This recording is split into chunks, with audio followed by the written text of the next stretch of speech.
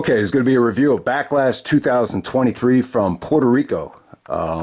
Once again, this is probably the second time they went to Puerto Rico for a WWE pay-per-view, and yeah, the fans were great, man. They were great, back in 2005 for that Elimination Chamber at New Year's Revolution.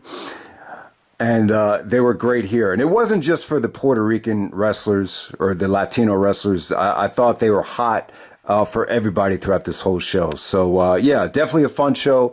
One of the best atmospheres, I think, in WWE history.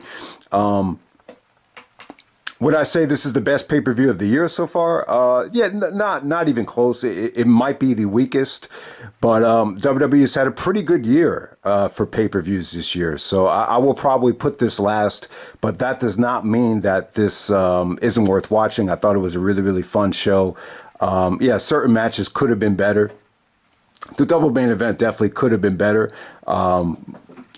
But yeah, man, this was still a lot of fun. So first match tonight, you have Bianca Belair taking on Io Sky, and what was probably the match of the night. I will probably say this is the best, women's opener ever.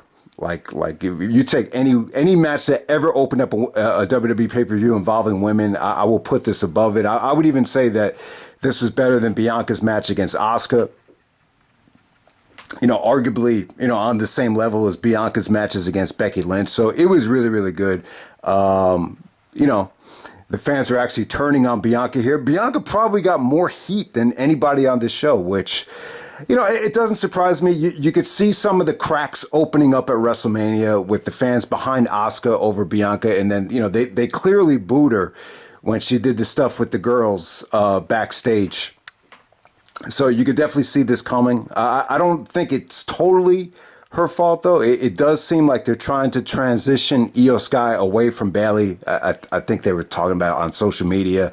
There was a discussion about how Bayley was holding Io Sky back. So you have that going on. So maybe that had more to do with it than, Bianca herself. But yeah, bottom line is this had a great atmosphere. I thought the match was great, too. Bianca did some really, really good selling of the shoulder. And it was good. It was like entertaining selling. And it really worked. The fact that she was able to pull off a gorilla press with one hand, while her other shoulder was, in severe pain. I thought that was cool. But as the match progressed, Io Sky really got into a rhythm here. It was really entertaining.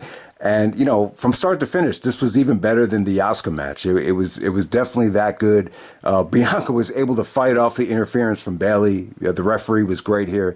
The referee kept it clean. And, I just thought this had some great moments. One of the best women's matches I think I've ever seen. It just really showed you how good this girl Io Sky is. I mean, she really, really is good. She's definitely a top 10 women's wrestler in the United States right now. So, yeah, I mean, this is going to get the ball rolling in terms of Bianca Belair turning heel.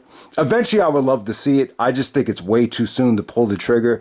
I like to see the John Cena thing with her, like try to ride this wave of getting heat for as long as she can. So it remains to be seen whether the fans are going to turn on her in the United States the way they did here. I just think the fans are just more into Io Sky because of how good she is and the momentum that she has with the whole Bayley thing. So awesome opener right there. Definitely the match of the night. All right, next up we got Seth Rollins taking on Omos. Good match right here, man. I got to say, this is probably the best match Omos had ever had. This is Seth just kind of, doing the Shawn Michaels thing and working with a monster and just overselling for him. And it was really entertaining. The fans are going crazy for Rollins' entrance. Omos got some heat by kind of interrupting it, and that pissed Rollins off. And you just got a really good back and forth match between both guys. A lot of curb stomps here.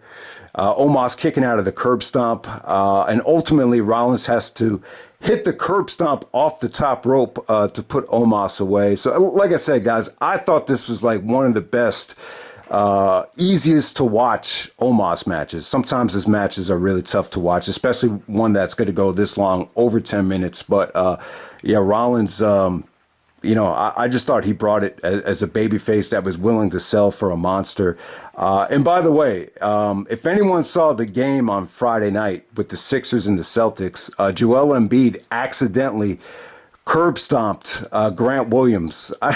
It's tough to explain it, but yeah, he was like in midair. He didn't see where he was landing, and he curb stomped Grant Williams into the hardwood floor, and he was bleeding from the mouth. It looked like he lost a whole bunch of teeth. It just looked nasty. It looked brutal. But yeah, believe it or not, it was an accidental curb stomp. So really, it just shows you how dangerous that move is to take if you're not fully trained or not fully prepared to take it. So we'll end it right there. Next up, we have Austin Theory defending the United States Championship against Bobby Lashley and Bronson Reed. I thought this was good. If this was on Raw, this would have gotten a crickets type of reaction, but everybody was pretty much over here. The crowd was awesome while this lasted. I thought Bobby looked, better than he has in a really long time. I think he's extra motivated after being cut from WrestleMania. Bronson Reed, man, he's just one of these guys that, he's got so much mass, so much weight, and anytime he's coming off the top rope, it just looks like it's going to be a tsunami or an explosion. So, yeah, even back in the PWG days against Keith Lee, this dude, it just has the ability to shatter the ring with his weight. So it was really, really interesting to see. But, we've seen this formula before. You've seen Theory in triple threat matches with Bobby Lashley back in Survivor Series. So you've seen it. Same kind of formula here with Theory being the opportunistic heel. But I thought Theory looked good. I thought this was a fun little match right here. So Theory takes advantage of a Bobby Lashley spear and is able to throw Lashley out of the ring to pin Bronson Reed. But short, sweet, entertaining. But at the same time, it's an Austin Theory formula that you've seen time and time again. So, but yeah, I'm not going to say that it was bad. It was really entertaining while it lasted. All right, next up we got Rhea Ripley taking on Zelina Vega. This is the SmackDown Women's Championship match. All right, so it's a really weird situation right here. So Bianca is the Raw Women's Champion, but she's drafted to SmackDown, and Rhea is the SmackDown Women's Champion, but she was drafted to Raw. So it should be interesting to see if they swap the championships. I'm just curious to see how they fix that problem, because obviously they can't call it the Raw or SmackDown Women's Championships if they're not in that brand. So I'm just curious to see how they rectify that down the road. But yeah, Zelina was great here, man. It wasn't a great match, but it was a great moment. She had her family out there. I thought she looked great. She looked in great shape, looked really, really hot.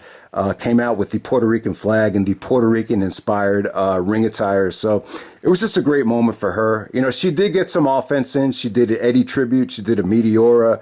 She did a 619. But after that, it kind of had a feeling like Rhea could have ended this thing anytime she wanted to. Once she got pissed, she hit the Riptide, and that was pretty much lights out. Probably the weakest thing on the show, but at the same time, it was, I thought Rhea probably got more. I think Bianca and Rhea probably got more heat than any other wrestlers on this show, to be honest with you. So next up, we got Bad Bunny taking on Damian Priest in a San Juan street fight. Okay, so pretty good performance from Bad Bunny. If you notice this about Triple H, he's really high on Logan, really high on Bad Bunny. Obviously, these are two massive celebrities that could bring in a lot of fans. But I think it's a situation where if they're able to prove to Triple H or tell stories to Triple H about how passionate they are about wrestling and how serious they want to take it, then Triple H will let them do their thing. And, that's exactly what happened here. So, Bad Bunny and Damian Priest, I forgot that they tagged together at WrestleMania a couple years ago. So at this time, Damian Priest is a heel with Judgment Day. So more than anything, I thought this is a great opportunity for Damian Priest. Let's be honest. He's gotten the short end of the stick with Judgment Day. He's taken a back seat to Finn Balor at WrestleMania. He's taken a back seat to Dominic even. So great opportunity for him. So it definitely did make sense. I thought, I didn't think Bad Bunny looked great, but you knew what he could do from a couple years ago, busting out the Canadian Destroyer. That's how he ended this match. But he was good. He hit a Falcon Arrow. which Michael Cole called the Michinoku driver. So, he did bust out some really, really nice things. He took a nasty looking Falcon Arrow off the stage, which was probably the biggest bump of the night. But, I think the most memorable thing in this match is just how overbooked it was. You had the Judgment Day coming out, then you had Mysterio and LWO coming out, and then you got some really, really nice surprises. The biggest surprise of the night was Carlito. Carlito, I've been, mixed on Carlito over the years. It seemed like after Flair buried him in that promo with Torrie Wilson, back in the day, it seemed like he never recovered from that. But hey, man, I thought Carlito got a hero's welcome. So it was nice to see him finally get the respect he deserves, especially being in Puerto Rico. So, Carlito definitely had some potential, man. That's not cool. I love some of his catchphrases, even though I've kind of been cold on him as an actual wrestler. I just think he has the ability to lose passion very quickly. I think that was the biggest gripe with Carlito. And then you get to see Savio Vega come out. He was treated like a legend. This month marks the 27th anniversary of his classic strap match with Stone Cold Steve Austin from, In Your House from May of '96. So it was cool to see him come out and get a hero's welcome. So, but yeah, after all the interference, Bad Bunny is able to, put Damian Priest away with the Canadian Destroyer. I guess he's calling it the Bunny Destroyer now. But yeah, once everybody got out of the ring, there was some pretty good stuff between them. Damian Priest did some pretty convincing selling with the knee. So it wasn't a bad match. I'll probably never go back to this, but I'd be lying if I said that the execution and the atmosphere and the surprises, was not exciting. It definitely was exciting. This was more of a great match for the live crowd than it was for, watching it on the network or whatever. So, yeah. Really, really entertaining match for a celebrity match. And then we'll move on from there. Next up, we got the Bloodline of Solo Sikoa and the Usos taking on Matt Riddle, Kevin Owens, and Sami Zayn. 6-man tag match. Very methodical 6-man tag. Very reminiscent of the Backlash 2009 6-man tag with Legacy and Triple H and the McMahons, where it's just very methodical in the beginning, and then as the match progresses, they finally get the story rolling. So I had that feel. I would definitely say the Usos were the most over guys in this match. I thought they got a great pop. Solo Sikoa was the only guy that pretty much got heat out there. But it was cool, man. It's cool to see Riddle back. He looked like he was ready to hit the beach with how he looked, but I gotta say, man, it's just great to see him back. The match just had a lot of fun moments. Everybody was over. Owens took that nasty bump into the steps. That's almost like a Foley bump. It's almost like, why would you take that bump? But, I wish he would stop taking it, because you would just think it would lead to neck surgery or whatever. Sami came in and hit his Yakuza and hit all his vintage offense. Everybody got a chance to showcase what they can do. But, the story here was that the Usos, weren't getting along with Solo Sikoa. Solo was even a little bit reckless and almost, hit the Usos with his finisher. But, they were able to settle down and, finally get this thing back on pace. So it actually ends with Solo hitting his finisher on Riddle. So Riddle ends up taking the pinfall. I don't know how much you want to look into it. I just think it's a way, to get Riddle to start paying his dues as he's finally returned. Not really a lot to say about this thing. I mean, this is something that just could have been on television. But at the same time, there was some "We Want Roman" chants. It definitely felt like in the beginning, the crowd was the most relaxed it was all night with this thing. So I wouldn't say that they totally hit a home run. But I just think with the Usos moving away from Roman, they just wanted to show, kind of the variety in the trio right here. Just the somewhat teasing somewhat of a dissension between the Usos. But at the same time, obviously they got big plans for Solo Sikoa. I think some people are going to be pissed that he went over Riddle here. But hey, let's face it, his role in the main event of WrestleMania, that's he's getting a big time push. And I can't really argue with it. I think the dude has a ton of potential. He really reminds me of Samoa Joe, like when Joe first started out, just with, how he's built and the look with the blonde hair. Joe had the same exact, kind kind of figure and look with the, the hair being dyed. But, it was cool. It's a 6-man tag. There's really not a lot to say about it. But, Owens and Sami went over at WrestleMania, so you want to give the Usos some momentum. So that's pretty much it. So next up, we got the main event. We got Cody taking on Brock in the main event. And, they don't even go 10 minutes. But, this was satisfying, though. I thought it was pretty damn good. Cody comes out first, so he's able to hit a high spot on Brock while Brock isn't looking, and then we're off to the races. I will say this, Brock was probably more over than Cody. You had a lot of Suplex City chants, which just kind of feels like we haven't heard in years. But, I think it's one of those situations where, when you're going into different countries, when you're traveling internationally, a lot of times the more decorated star with more championship reigns is going to be a little bit more over. Even going back to the Olympics with Kobe and LeBron, like LeBron was a little bit, kind of baffled at how over, Kobe was compared to him when they went over to Beijing. And just because, LeBron had not won a championship yet. So it's almost like the same thing with Cody here. Like maybe Cody just spent too much time in AEW where you really have to kind of rebuild his brand back up. So I don't know. It definitely felt like Cody was treated like the lesser of a star here. But, Cody still had some support. But yeah, the match was good. It got bloody. Brock took a nasty looking bump into the exposed turnbuckle.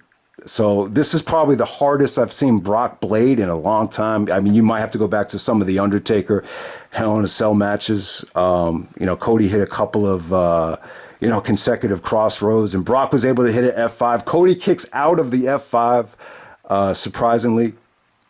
But, Brock actually goes back to the Kimura, which, when he returned to WWE about 10 years ago, like that was his go-to move. So he brought the Kimura back, and Cody's able to use Brock's body against him and get the leverage to actually get the pinfall while the Kimura is locked on. So, I mean, not a great ending. I think this ending is going to make people turn on Cody down the road. But hey, getting a clean victory over Brock, not many people can say that they've done that. So for everybody that was a little bit baffled that Cody lost at WrestleMania, this is a nice little consolation prize to make it up to him. But yeah, I mean, as far as the actual match goes, I got to say, I thought it was pretty good. I think when you look at the length, it's only 10 minutes, but I thought they gave you a lot for the 10 minutes that it went. This was a little bit more satisfying than Brock versus Joe from Great Balls of Fire. I would say it's even more satisfying than Brock versus Moxley, or Brock versus Dean Ambrose from, what was it, WrestleMania 2016, WrestleMania 32. Definitely better than that. So, yeah, I mean, not exactly the best version of Brock. When you look at how short this was, it almost feels like it's more lazy Brock than the best version of Brock. But, it was cool. This is a match I never really even thought about until they did the swerve on Raw. So I would say this is a really, really good, main event right here. It definitely had a lot of appeal to it for me. And I thought it was pretty good. It's not going to be a match of the year. It's not going to be, it's definitely nowhere near as good as, Cody's performance at WrestleMania. But still a solid matchup right here. So, yeah, obviously nowhere near as good as Brock versus Cena from Extreme Rules, where they gave Brock the main event right after WrestleMania. Nowhere near on that level, but yeah, still really, really engaging stuff. I like the combination. I like to see a rematch down the road. I just get the feeling that we're not going to get a rematch. But yeah, this kind of takes us to Night of Champions. Kind of disappointing that they're not going to do a King of the Ring, but it just doesn't surprise me with how people feel about wrestling tournaments. It may be very difficult to get engaged in. But yeah, I mean, this kind of leads me to believe they'll do Cody versus Seth in the main event. And it'd be really interesting to see how they book that thing, because I think turning Cody heel, it's a little bit too soon for that. With Rollins' popularity, you would not expect him to turn heel. But maybe that might be the way to go. So this will give them an excuse to do Cody and Seth for the fourth time, this time for the championship. I can't see any other combination that's not in that world title match at Night of Champions. So we'll see what happens there. But yeah, everything was really fun on this show. Fun show. But yeah, definitely the weakest pay-per-view of the year and what's been a really, really good year for WWE on pay-per-view. So that's Backlash 2023. And I'm out. All right.